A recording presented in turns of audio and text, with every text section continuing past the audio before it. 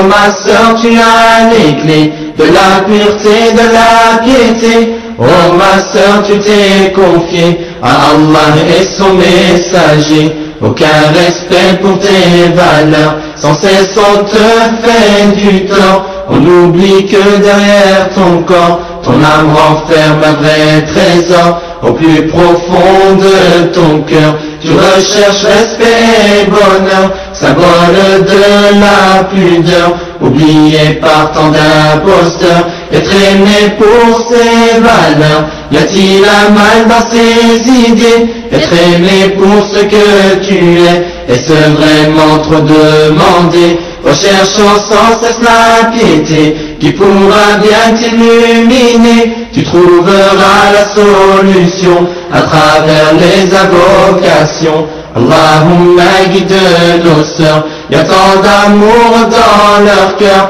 Allahumma guide nos sœurs, y a tant d'ennemis pour leur pudeur. Oh ma sœur, tu as les clés de la pureté, de la piété. Oh ma sœur, tu t'es confiée à Allah et son messager. Oh ma sœur, tu as les clés de la pureté, de la piété. Oh ma sœur, tu t'es confiée à Allah et son messager. Tu as voulu te préserver pour montrer à l'humanité que ton cœur a été touché, que ta foi s'est manifestée. Tu n'as cessé de le crier pour qu'on puisse tous l'accepter. Tu as voulu te protéger, mais tu t'es senti rejeté.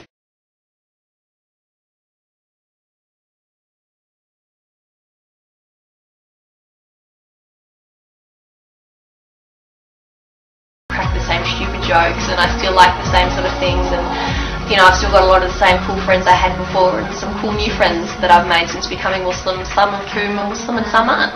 I am a Muslim, Islam my deen, Allah my Lord, His word Quran, Muhammad Prophet, praise be upon. I'm a Muslim. So we live in a society where women are constantly objectified. How many times do we turn on the TV or drive past a billboard where a half-naked woman is being used to sell spaghetti or toothbrushes or carpet or whatever? By wearing the hijab, these women are saying, I don't want to be a part of that, and I want to be taken more for my mind than the size of my chest or how long my legs are or what kind of hair I have or anything like that. God has chosen the women in this society to be the flag bearers for Islam.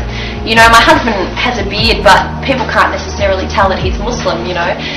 He just really sort of fits in with everybody else. But for me, as soon as someone sees me, they know that I'm Muslim, and so I'm like the flag bearer or the ambassador for Islam, and I find it really interesting that God chose women for that role and not for men. Allahu Ghafoor, Allahu Rahim, Allahu yuhibbul muhsinin, wa khaliqun.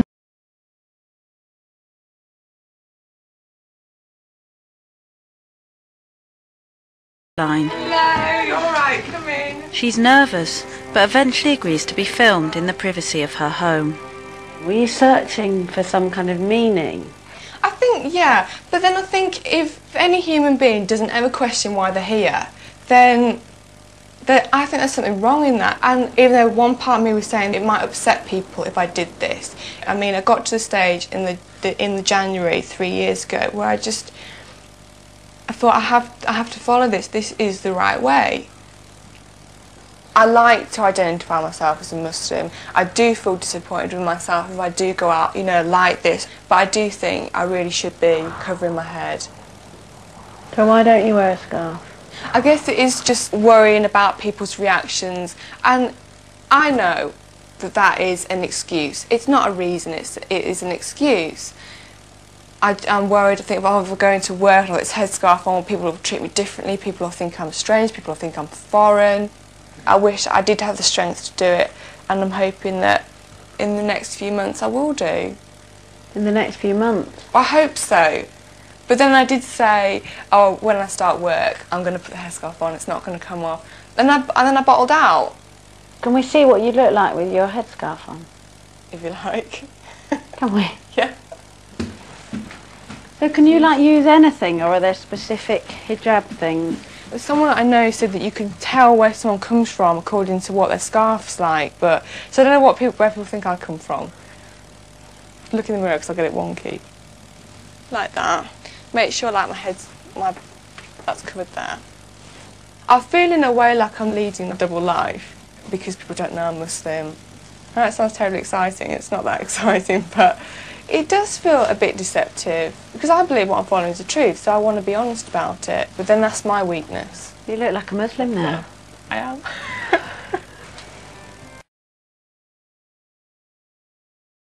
Ramadan and Jan calls.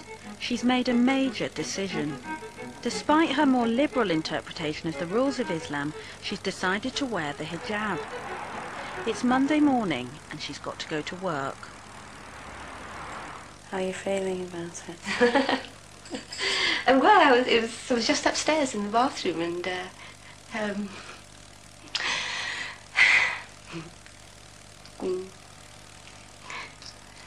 yeah, I feel quite emotional really. Why are you going to start wearing the scarf? To wear a scarf for me as an English woman in Islam is a real statement, and I really feel I want to do it, and it just feels the right time to do it. I think what makes me feel a little upset is I think I'm moving on, isn't it, really? Because people have known, some of them, my friends at work, know that I've been looking at this faith. But to actually go today with a scarf feels quite a journey, really, I suppose. I'll be all right in a minute. I will compose myself. Have you thought hard about what scarf you're going to wear? Yes, I did. I did.